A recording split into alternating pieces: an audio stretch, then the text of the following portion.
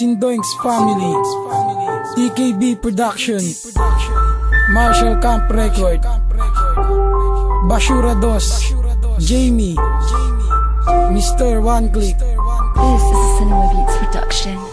Ako'y sinilang kung saan maraming masasamang tao sa lugar kung saan ay di naigpa ang impyerno at wala kang makikita miski isang mabait. Ang pagiging masama ay kanila nang kinabit sa kanilang mga puso o maging sa pisikal. Ang pagiging masama ay ginawang tradisyonal. Masasabi mo sila yung tao na walang pag-asa, handa nang mamatay at sana ko umaasa dahil mas nangingibabaw na ang kasamaan. Ang mga utak nila wala na sa katinuan at hindi nila kinikilala ang pangalang Kristo. Ang sinasamba nila ay kalating ng piso.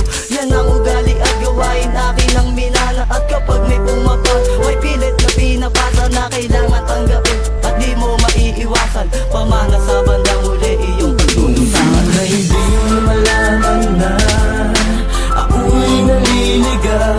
Buti na lang nandiyan ang Panginoon na siyang umakay sa amin. Binigyan mo ng tugon pagkakataon. Na hindi mo malaman na ako'y naliligaw.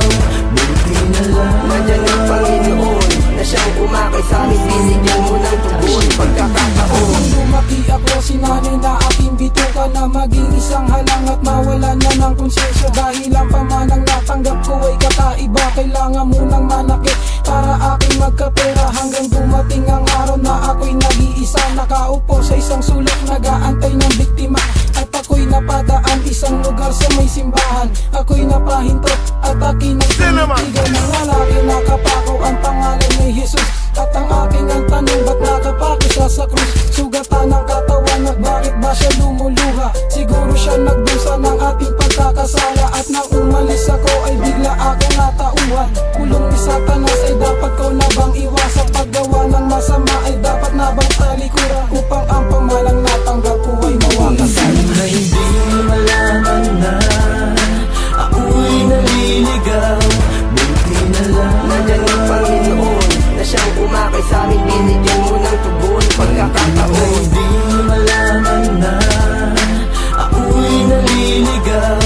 Buti na lang nandiyan ang Panginoon na siyang umakay sa amin. Binigyan mo ng tugon pagkakataon. Ako ay napunta sa tinatawag na mulabi. Doon ko na pinilit mabago aking ugali. Kahit gaano kalakas ang hatak sa'kin pababa ng ilang pagsubok sa'kin, tila ba ito'y sumpa ay hindi naging madamot sa'kin ng Panginoon. Sinagot niya na lahat ang mga tanong noon at marunong na ako magbasa ng Biblia. At hindi pala mahirap na lumapit sa kanya paumaga, tanghali o kahit pa sa ngayon. Manalangin lang ng onti, nandyan ng Panginoon. Siya tutulong sa iyo mag-alis sa kadiliman. Hindi niya titignan ang nagawa mong kasalanan. Na hindi mo malaman na ako'y naliligaw.